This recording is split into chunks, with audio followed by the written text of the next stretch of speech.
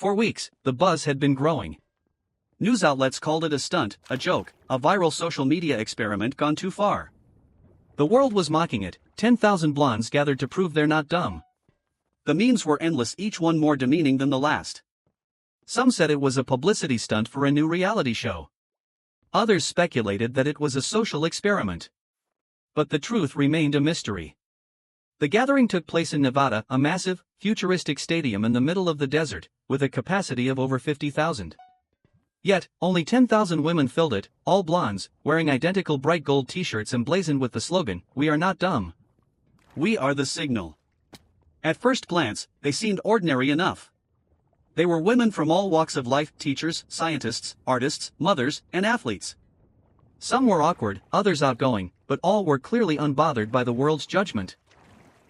They seemed to carry themselves with an oddly serene confidence, even as the laughter of the crowd surrounding them rang through the air. The event was broadcast live on every major news network. The camera drones hovered above, capturing the scene. The media was brimming with skepticism, preparing to dissect every failed attempt. They were sure it would be a train wreck, a spectacle of buffoonery. Finally, the tests began. The stadium's giant screens flashed instructions, and the first test was presented: what is 2 plus 2? In unison, 10,000 blondes responded, 22. The crowd erupted into laughter. Reporters snickered, exchanging knowing glances. Another test. How many continents are there? One blonde confidently replied, 300. Another wave of ridicule. The media gleefully turned this into a headline: Blondes Fail 101, Can't Even Name Continents. Test after test, the answers grew increasingly absurd, almost cartoonish. What is the capital of France? Germany. How do you spell cat? K-A-Q-T. The more they failed, the more the world laughed. The tension grew, but in a peculiar way, the blondes never seemed frustrated or embarrassed. Instead, they smiled, their eyes gleaming with something else, something hidden beneath the surface. The cameras didn't catch it at first, but the audience did. A faint blue glow emanated from their wrists, hidden under the bright shirts. It was subtle, almost imperceptible. A beacon, perhaps? And then, just as the world was ready to declare victory over this supposed display of stupidity, the real reason behind their absurdity began to unfurl. At exactly 3:33 p.m., something changed. Every single blonde simultaneously ceased their activity. No more laughter. No more feigned confusion.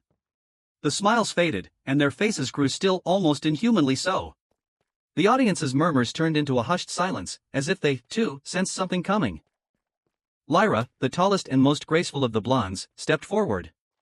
She had been silent throughout the entire event, but now, all eyes were drawn to her.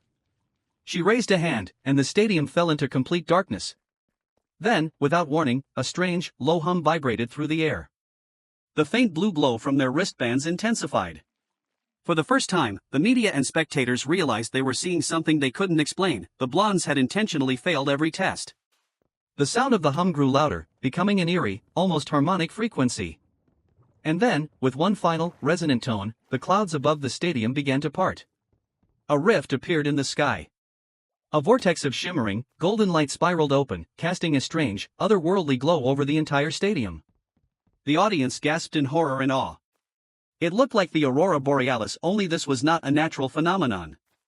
From the center of the vortex, a voice echoed across the stadium. It wasn't human. It wasn't even close to being human.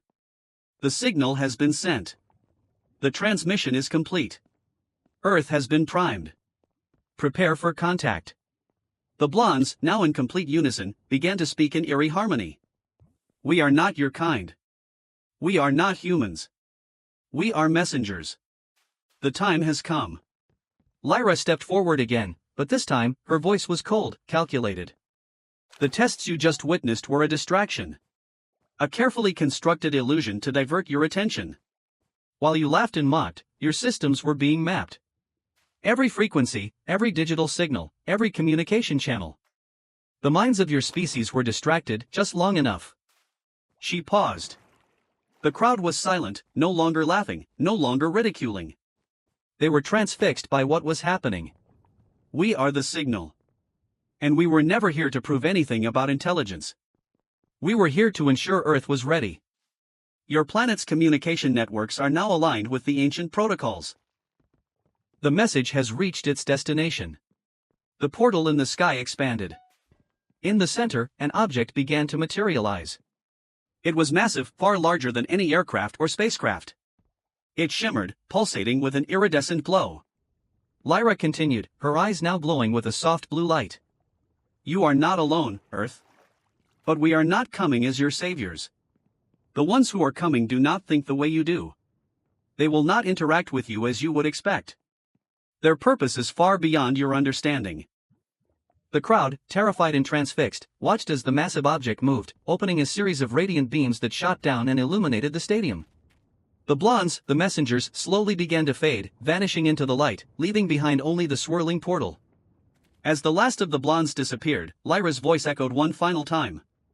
Remember, we are not your kind. You will understand soon enough. The signal was sent. You will learn the truth when they arrive. The vortex snapped shut. The lights returned to normal. The stadium was now empty. Silent.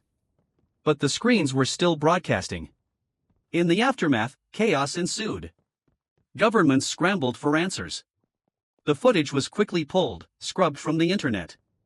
No one knew how to explain what had just happened, but a quiet, unsettling truth settled over the world. Whatever had just happened, it was not of this earth. In the weeks that followed, strange phenomena began to occur. Messages appeared on satellite systems, too cryptic to decode. Frequencies never used by human communication started to pulse on monitors. And in every corner of the world, whispers spread about the blondes and their final message. Some believed it was a hoax. Others believed it was a warning. But one thing was undeniable, Earth had been primed for something beyond their comprehension. And somewhere, out in the vast reaches of the universe, something or someone was listening.